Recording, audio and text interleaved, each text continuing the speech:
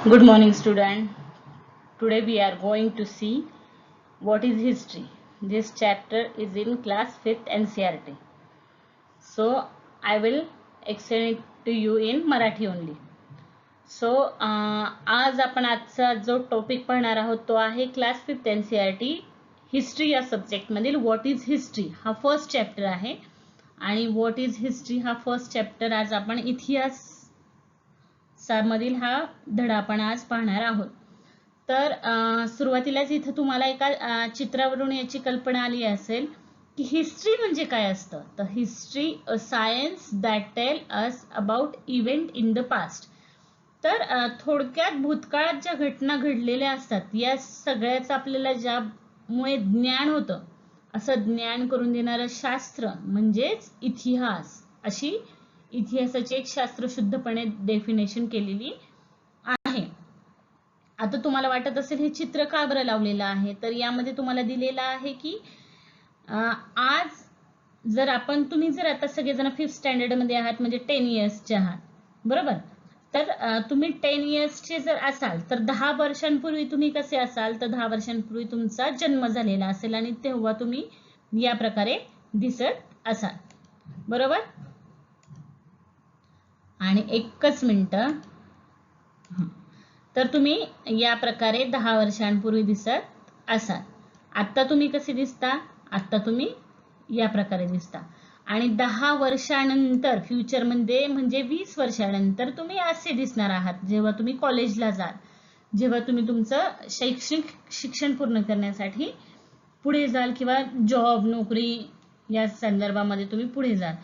तर यामध्ये तुम्ही हे 10 इयर्सचे आत्ता आहात आणि याच्या आधीच्या 10 वर्षांचा आपल्या घरातले आपल्याला सगळं सांगत असतात की तुम्ही लहानपणी या प्रकारे वागत होता, या प्रकारे तुमचे बिहेवियर होते.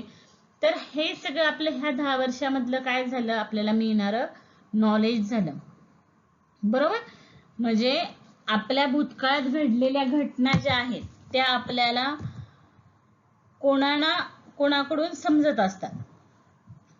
तर मग आपल्या जन्मापासून आपल्या आतापर्यंतचा जो निघून गेलेला 10 वर्षांचा काळ आहे की नाही या काळालाच आपण काय म्हणतो भूतकाळ असं म्हणतो.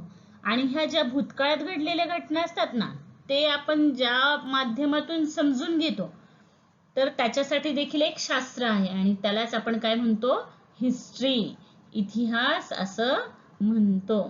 तर हाच इतिहास म्हणजे काय हे सगळं आपण आजच्या काय करणार आहोत आजच्या या टॉपिक मध्ये पाहणार आहोत. यासाठी तुम्ही संपूर्ण व्हिडिओ शेवटपर्यंत पहा म्हणजे तुम्हाला इतिहास म्हणजे काय हे अगदी शास्त्रशुद्धपणे व्यवस्थितरित्या समजेल. आणि याच्या पुढचे बाकीचे व्हिडिओज पाहण्यासाठी पण तुम्ही काय करा आपल्या चॅनलच्या लिंकला सबस्क्राईब करा म्हणजे तुम्हाला यापुढील व्हिडिओ देखील मिळत जातील.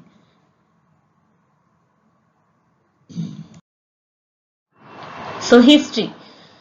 A history, a science that tell us about event in the past. म्हणजे इतिहास म्हणजे काय की असं एक शास्त्र आहे की ज्यामध्ये आपल्याला भूतकाळामधील सगळ्या घटनांचे ज्ञान मिळते.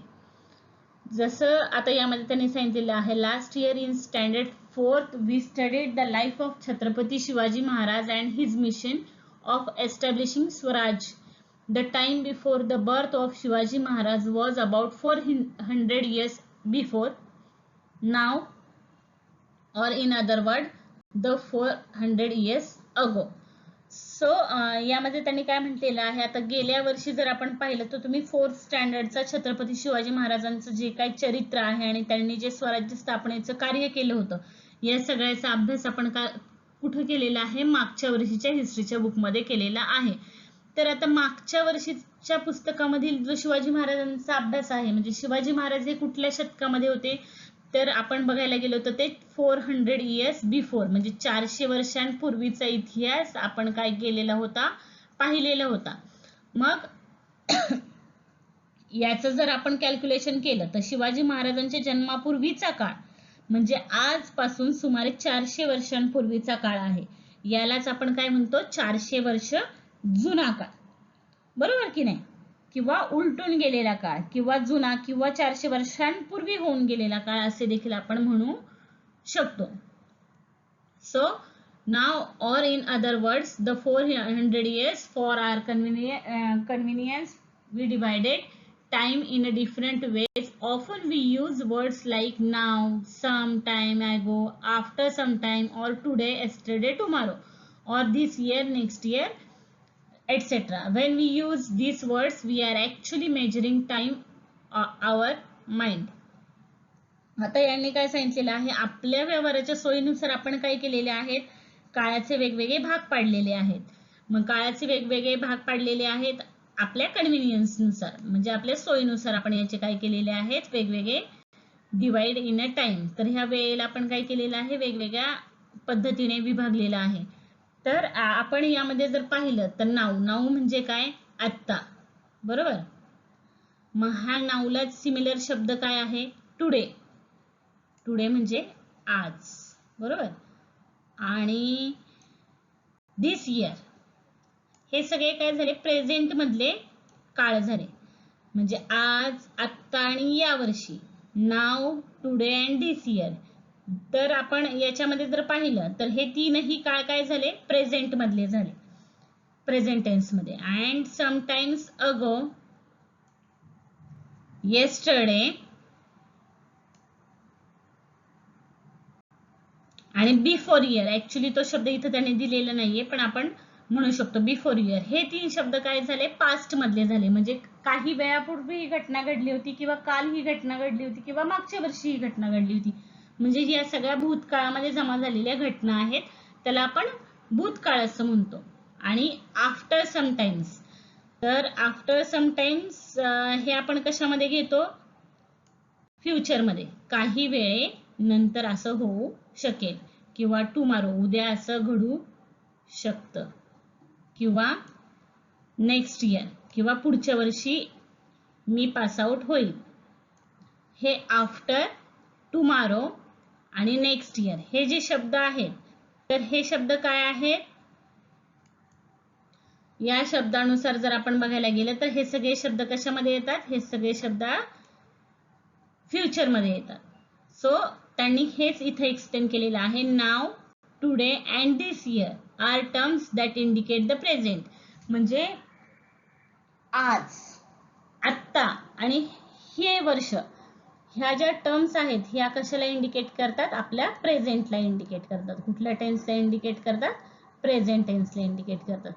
सम time ago, yesterday and last year, ह्या ज्या टर्म्स आहेत, तर या टर्म्स कुणाला इंडिकेट करतात, तर आपल्या पास्टला इंडिकेट करतात. म्हणजे भूतकाळामध्ये ही घटना या पद्धतीने घडली असेल.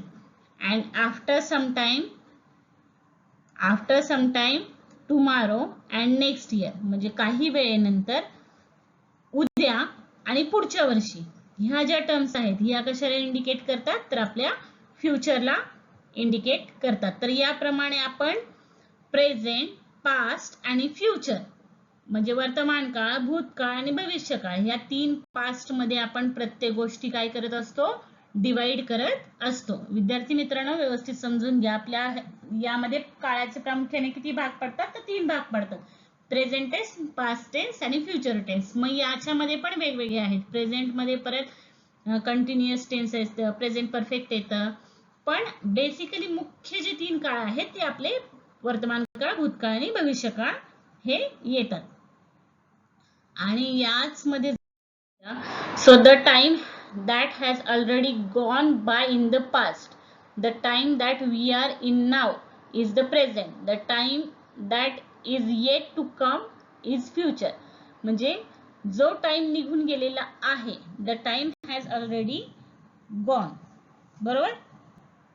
तर जे घडून गेलेला आहे त्याला आपण काय म्हणतो, जो निघून गेलेला क्षण आहे त्याला आपण भूतकाळ असं म्हणतो, पास्ट म्हणतो, त्याला आपण काय म्हणतो, पास्ट म्हणतो. आणि ज्या घटना आता, the time that we are is now in present, मग ज्या पण घटना आहेत तो आत्ताचा क्षण जो चालू आहे, the time that we are in now is the present. तर आत्ता जी घटना चालू आहे ज्या काळामध्ये, त्याला आपण काय म्हणतो, आत्ताचा चालू क्षण जो आहे त्याला आपण वर्तमान काळ असं म्हणतो. And the time that yet to come, आणि जी वेळ अजून आलेलीच नाहीये, the time that is yet to come is the future. आणि जो काळ अजून यायचा आहे, जो काळ अजून आलेला नाहीये, त्याच्याविषयी आपल्याला काहीच माहित नाही, त्याला आपण काय म्हणतो, भविष्यकाळ. जसं बोलताना आपण म्हणतो की भविष्य काळात काय होणार आहे, मी फ्युचर मध्ये काय असेल, मी फ्युचर मध्ये मी हे बनेल, I become like that, a teacher, a doctor, like that. So that जी घटना घडून गेली आहे त्याला आपण काय म्हणतो, भूतकाळ. आत्ताचा जो चालू क्षण आहे त्याला आपण काय म्हणतो, प्रेझेंट टेन्स, वर्तमान काळ. आणि जी घटना होणार आहे, अजून झालेली नाहीये, म्हणजे हा जो काळ आहे तो अजून यायचा आहे, त्याला आपण भविष्यकाळ असं म्हणतो. So the past included many events that have already taken place. For example, if you are 10 years old today, it means that event of your birth happened in 10 years ago in the past. बघा आता याच्यामध्ये त्यांनी काय सांगितलेलं आहे, तुम्हाला भूतकाळामध्ये अनेक घटना घडून गेलेल्या असतात. आता ते उदाहरणांच्या माध्यमातून आपण समजून घेऊयात. आज तुम्ही किती वर्षांचे आहात, आता तुम्ही 10 वर्षांचे आहेत. सपोज तुम्ही असं कन्सिडर करा मनामध्ये की आपण आता 10 वर्षांचे आहोत. It means that event of our birth happen 10 years ago. याचा अर्थ काय आहे, आपली जन्माची घटना कधी झालेली आहे, आपला जन्म कधी झालेला आहे, तर आपला जन्म 10 वर्षापूर्वी भूतकाळामध्ये झालेला आहे. 10 years ago झालेला असणार ना. आता जर आपलं वय 10 वर्ष आहे तर आपला जन्म कधी झालेला आहे, पास्ट मध्ये, म्हणजे भूतकाळामध्ये 10 वर्षांपूर्वी आपला जन्म झालेला आहे. Similarly after 10 years. आणि त्याचप्रमाणे जर आपण पुढची 10 वर्ष जर त्याच्यामध्ये काउंट केले, तर पुढचे जर 10 वर्ष आपण त्यामध्ये काउंट केले, तर पुढचे 10 वर्ष त्यामध्ये काउंट केल्यानंतर काय होणार, एकच मिनिट आपण हे रफ करूयात.